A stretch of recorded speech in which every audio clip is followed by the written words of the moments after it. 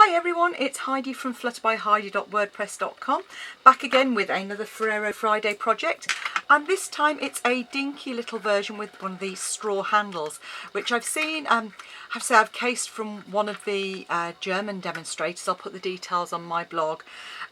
Hers was a little bit bigger, but of course mine has to be resized for a Ferrero, and I picked up these straws. I don't know where from, but they're sort of old-fashioned kind of paper straws that are quite thick. They're a bit thicker than a lot of the plastic ones, so if I find where I can get those from, I will let you know. So this is how the box opens. You take the straw out and then the box opens like so, and in there normally would be a Ferrero, but I have to admit my Ferrero have gone missing. I suspect my son is a guilty so you'll have to have one of my other treats, which is a Lindor chocolate, which just happens to fit in the same size. So it's Ferrero Friday with a Lindor touch. So to make this very straightforward, you're going to need your envelope punch board and a square of paper that is 4 3/4 by 4 3/4. So this is great. You can get these out of the 6 by 6 DSP, and you're going to punch and score the same on all 4 sides, which is at 1 3/8, which is just here. So punch and score, and at 3 3/8. And this is marked on here already, so if you work in metric it's 3.5 and 8.6, but it's actually easier, I think, to use the imperial measurements. And then all you do is follow that around, so lining up your score line with the little pointer, and punch and score as you go around.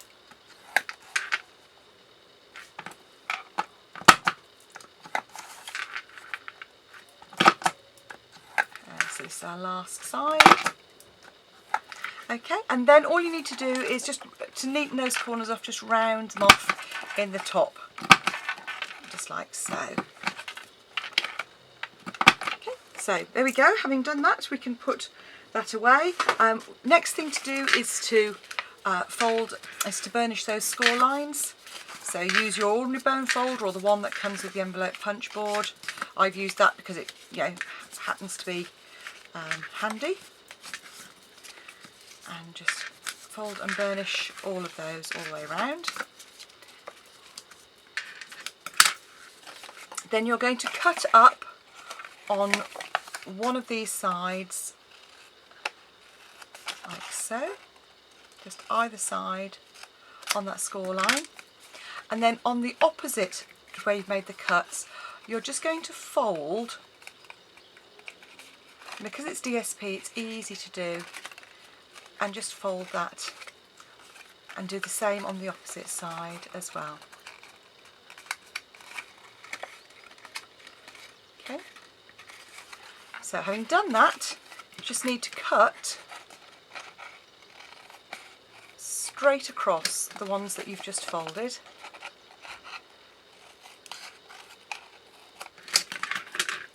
And then all that's left is for you to glue, and it's using DSP, so we can use our snail on there. Just going to fold those 2 tabs up on the bottom,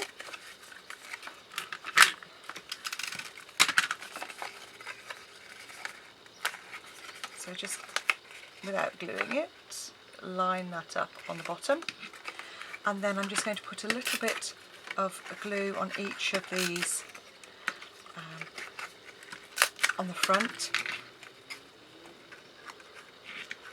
So just line those up like so. And what I've actually done is cut a small square to go on the front there. I haven't quite lined that one up properly. There we go. And just pop that on the front there. You don't have to if you don't want to. You could leave it as it is and that'll fold in neatly, but I just prefer to put a little panel. You could either put a square of red, and that's 1 1/4 by 1 1/4 inches. Oh, I've done a really rubbish job on that, look at that. So let's just, there we go, that's better. Okay, so I'm just going to put a square of white on there just to act as a bit of an accent. I'm fingers and thumbs today, apologies, it must be the heat. It's one of the hottest days of the summer here in the UK, so it is a little bit sticky. And then to get that effect on the top, you just fold those creases out, yeah, like so, and tuck the top in. And then I've just got a hole punch, and this is a memory kit keepers one. Just line that up, and you can see that, and punch, and do the same on the other side.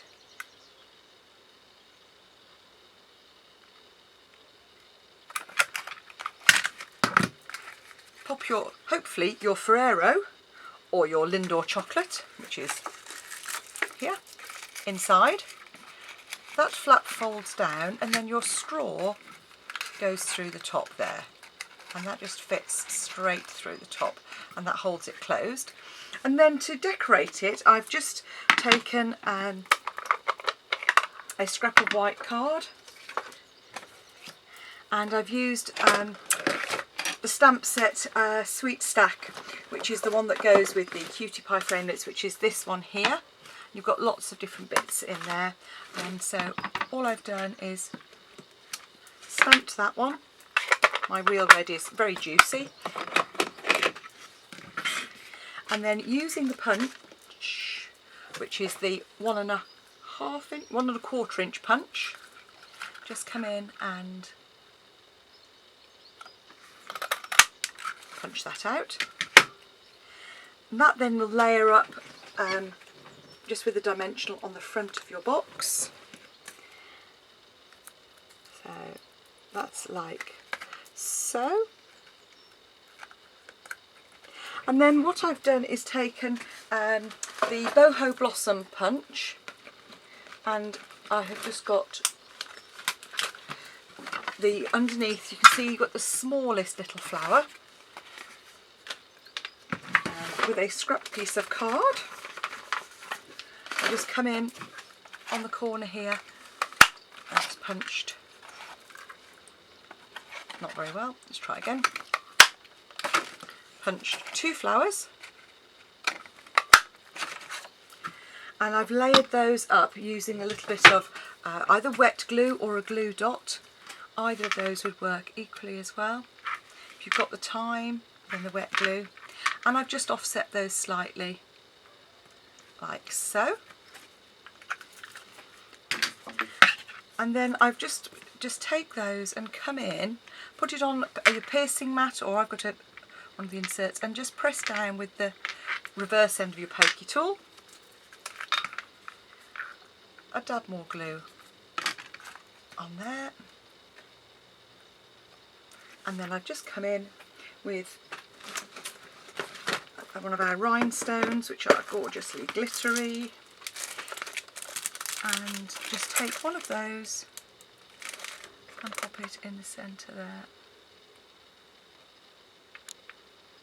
And then when that dries, there you have a very quick and easy little box that you could customise for whatever you wanted. And as I say, if you can, with these straws, if you've got a narrower hole punch and narrower straws, then that would work just as well. But there you go, a little treat box that holds a Ferrero Rocher or a Lindor ball, if that's your preference. Thanks for watching. I hope you come back again soon. Bye bye now. Oh, and don't forget, if you want to buy supplies, the details are down below in the bar of my Stampin' Up shop. Cheers, bye bye.